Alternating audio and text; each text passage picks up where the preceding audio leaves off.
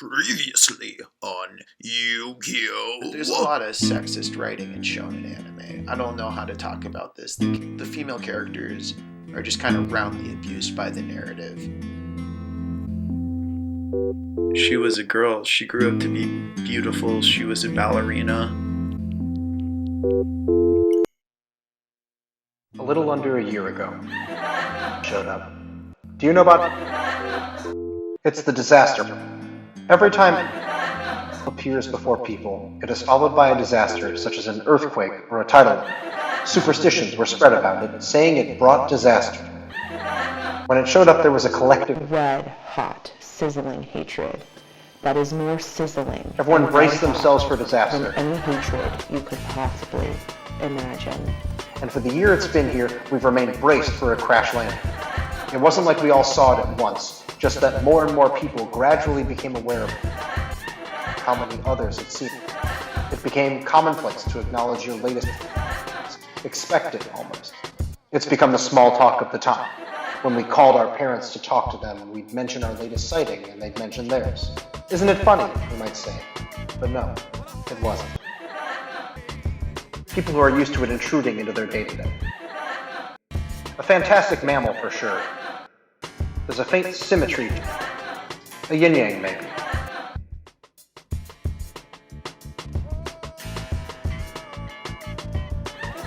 Arrived, I just started seeing something. She was an artist, focusing in performance. Her background was in modern dance, and she'd used the fundamentals of dance to stylize her performances. Her work contained a rhythm that I could only understand in dance terms. Part of the challenge of our relationship was my ignorance, my inability to adjust my preconceptions about genre. She often told me that she'd ruined her work for me, because we discussed our work constantly. It seemed enough to be engrossed in our work or each other. She'd describe a concept of her piece, and we'd hash it out. It was a liquid thing, malleable to the force of inquiry. Or not that, but that she was giving me a window into her theory of production. Nothing was settled, everything still possible. When I saw the finished work, I was seeing it after the infinite compromises of manifestation. She couldn't find a performer to instantiate her choreography, or the exhibit hall was too small, overwhelming the ratio of the performers to the negative space surrounding them. Regardless, I was idealistic, and so disappointable.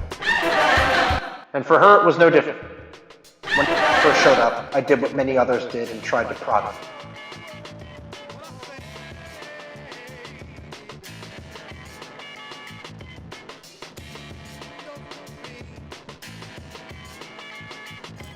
I felt I was beginning to understand in the same way she understood her performances, not just in the technical elements or even in the connotations of the techniques, but in the connotation of the whole, the total implication. Sure, there were the Cassandra myths, but I thought the myths were curious. I mean, think about it. Trying to warn people of Pokémon is one for the calamity. This fell a hatred, and it was driven deep into the mountain. It was a victim of ignorance, I thought, suffering at our hands for our benefit, taking our slander and turning the other cheek. Like so many other people, I was aching to write a piece examining how I'd reclaimed the moniker of the disaster. I couldn't do it. Of all the things I should have learned during my time with the performance artist, perhaps my biggest oversight was that performance is more powerful than theory. Action overrules ideal. Arrived and didn't say a word. How could it? Its cry dips and rises like an interrogative, but it isn't verbal. The disaster is a warning and not a clear one. I felt warned, and both afraid and comforted knowing the warning system had worked. But it was a vague almanac saying the weather will get worse eventually. Like I said, at first we scurried about our days like foxhole sprinters, but nothing happened. Well, not that nothing happened. Surely once its foretold disaster arrived, it leaves, right? So the fact that we saw it outside the post office or lounging in the park by the seesaw, the parking lot of a 7-Eleven, meant that whatever it was here for hadn't yet arrived.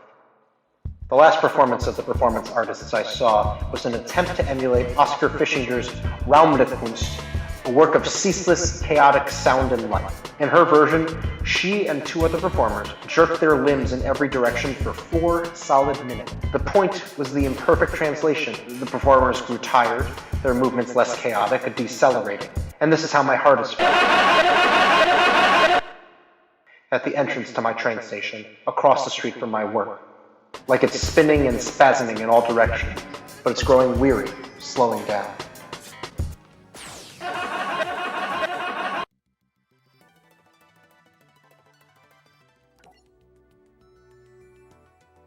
Previously on Yu-Gi-Oh!